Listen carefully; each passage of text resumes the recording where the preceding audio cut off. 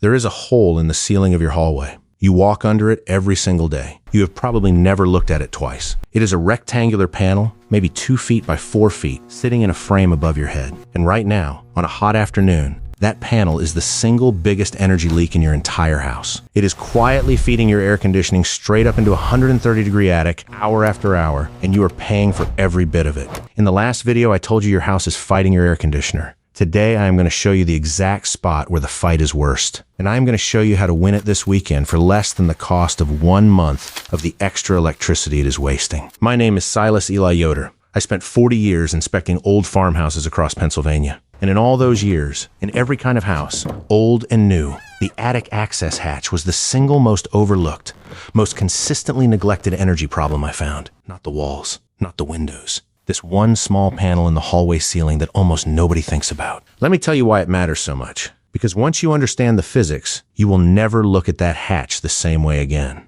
Your ceiling is what building people call the thermal boundary. It is the line between the part of the house you pay to heat and cool and the part you do not. Above that line is your attic, which in summer becomes an oven. On a July afternoon, a typical attic runs between 120 and 140 degrees. I've put a thermometer in attics that read higher than that. Below that line is your living space, where you are trying to keep things around 72. Now, across almost the entire surface of that ceiling, you have insulation. If your house was built or updated in the last few decades, you probably have somewhere between R30 and R49 up there. R value is just a measurement of how well something resists heat flow. Higher number, more resistance. R49 is a good, thick blanket of insulation across your whole ceiling, except in one spot, the hatch. That hatch is usually a piece of half-inch drywall or a thin sheet of plywood sitting in the frame. And here's the number that should stop you cold. A plain plywood or drywall hatch panel has an R value of about 1, not 30, not 49, 1. So picture your ceiling. Imagine it as a thick quilt, R49, keeping the heat out across the whole surface. And then, right in the middle of that quilt, someone cut a 2-foot by 4-foot hole and covered it with a single sheet of paper. That is what your attic hatch is doing. It is a hole in the blanket. An engineering analysis I read while putting this together put a specific number on it. An uninsulated attic access area can reduce the effective R value of your entire attic insulation by as much as 22%. Think about that. You could have a beautiful, thick, expensive layer of insulation across your whole attic, and this one small uninsulated panel can knock nearly a quarter of the effectiveness right off the top. All your insulation undermined by the one spot nobody insulated. But the hatch does not just conduct heat through the panel. It does something worse. It leaks air. And to understand why that matters, you need to understand a force that is working against you in your house every second of every day. It is called the stack effect. Here is how the stack effect works. Warm air rises. You know this. It is why the upstairs of your house is always hotter than the downstairs. But in a house, that rising warm air does not just stop at the ceiling. It pushes against every gap, every crack, every opening in that ceiling, trying to escape up into the attic. And your house, top to bottom, behaves like a chimney. Warm air escapes out the top, through the ceiling. And that escaping air pulls new air in through the bottom, through your foundation, your crawl space, your lowest windows and doors. Your whole house is a slow, constant chimney. And the biggest opening at the top of that chimney, the widest, easiest path for your conditioned air to escape, is the gap around your attic hatch. The panel sits in the frame, but it almost never sits tight. There is a gap around the edges, a 1/4 inch here, 1/8 of an inch there. It does not sound like much, but run that thin gap around the entire perimeter of a 2 by 4 foot hatch, and you have added up to a real opening. And through that opening, the stack effect is pushing your cool, conditioned air up into the attic in summer, and pulling your heated air up in winter, 24 hours a day, every day of the year. Now let me give you a number that made this real for me. I found a technical measurement in a patent document that laid it out plainly. A 2-foot by 4-foot uninsulated attic access door with a 140-degree attic above it allows about 1,600 BTUs of heat per hour to transfer down into the living space. 1,600 BTUs an hour through one small panel every hour that attic sits hot. That is heat your air conditioner has to remove. That is the compressor running longer. That is money. And here is the part that connects to everything I told you in the last video. That same document showed that if you brought the attic temperature down, say through better ventilation, from 140 degrees to 100 degrees, the heat coming through that hatch dropped from 1600 BTUs an hour to under 600. So the hatch and the attic temperature work together. The hotter the attic, the worse the hatch. Everything in your house is connected. Let me tell you what I saw in the old farmhouses, because it is the opposite of what modern builders did. The old Pennsylvania farmhouses I inspected did not have a hatch cut into a finished hallway ceiling. If they had attic access at all, it was often through a small door in an upstairs wall, or a hatch in a closet or a back room, somewhere out of the main living space. And more importantly, those old attics were not sealed live-in adjacent spaces the way modern attics are. They were ventilated, breathing spaces. The hot air had a cupola or gable vents to escape through, so the attic never built up the kind of trapped, superheated air that a modern sealed attic does. The old builders did not have to obsess over sealing the hatch because their whole attic system was designed to let heat out the top. Modern construction did the reverse. It sealed the attic up tight, filled it with insulation, and then cut a poorly sealed hole right in the middle of the ceiling for access. It took the one part of the old system that worked, the venting, and removed it, and then added a new weak point, the hatch, that the old houses never had in the living space to begin with. So this is a distinctly modern problem. And that is actually good news, because it means it has a distinctly simple modern fix. You do not need to rebuild your house. You need a Saturday morning, about $100 in materials, and the willingness to climb a ladder. Let me walk you through exactly what to do. I'm going to give you the simple version first, and then the better version. And you can decide which one fits your house and your comfort level. First, before you touch anything, I need you to do one safety check, and I want you to take this seriously. If your house has a natural draft gas furnace, a gas water heater, or any combustion appliance that vents up a flue, sealing up your house too tight can cause what is called backdrafting. That is when the exhaust gases that should go up the flue get pulled back into the house instead. When you tighten the biggest air leak in your ceiling, you change the pressure balance of the whole house. For most homes, sealing one attic hatch is not enough to cause a problem. But if you have older gas appliances, or if you are doing a lot of air sealing at once, have an HVAC technician do a combustion safety test. It costs $100 to $200, and it makes sure you are not trading an energy problem for a safety problem. I am not going to tell you to skip that step. Do it right.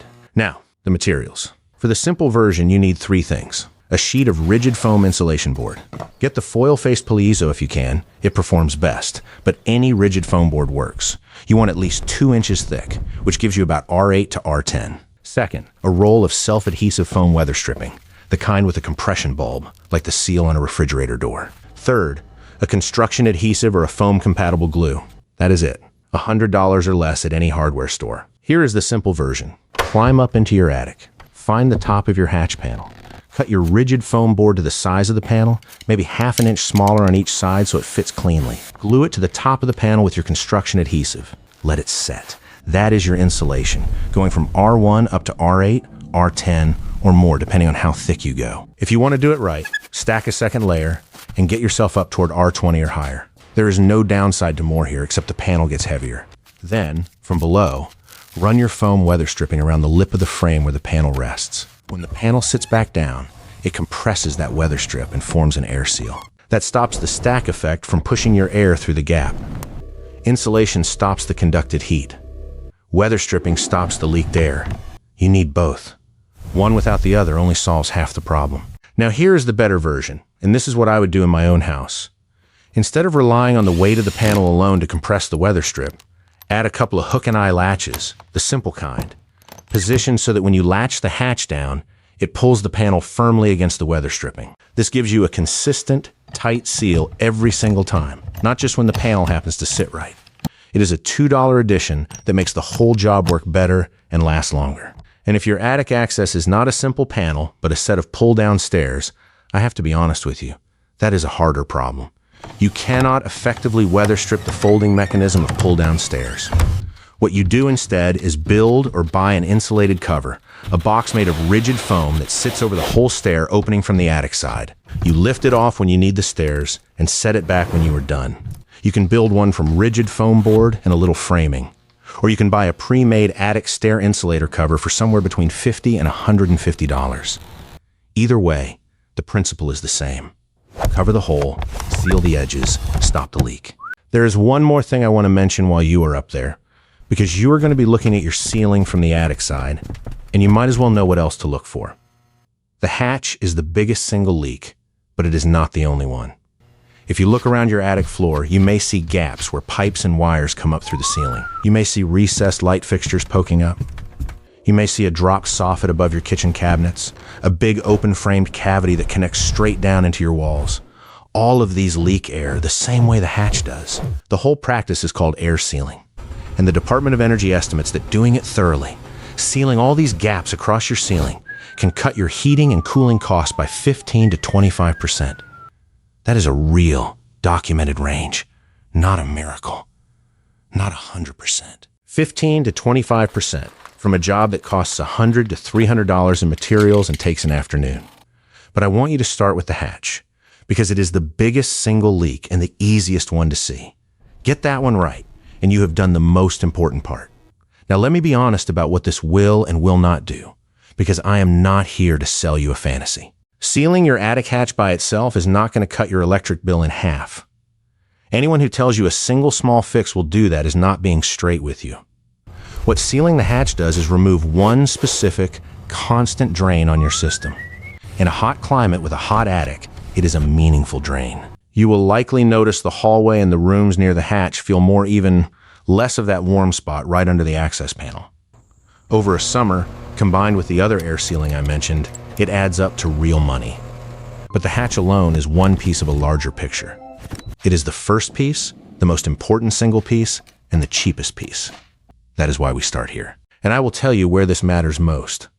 If you live in a hot climate, Texas, Arizona, the deep south, Florida, where your attic bakes for months and your air conditioner runs constantly, this fix pays back fast, because that hatch is leaking against a huge temperature difference all season long.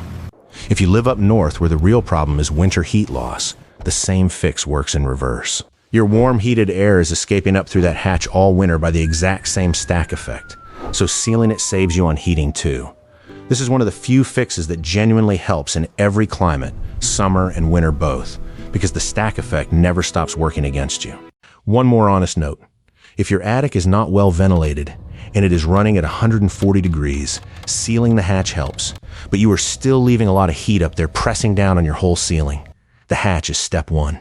Attic ventilation is a bigger project I will cover in its own video, because getting the hot air out of the attic in the first place changes the math on everything below it.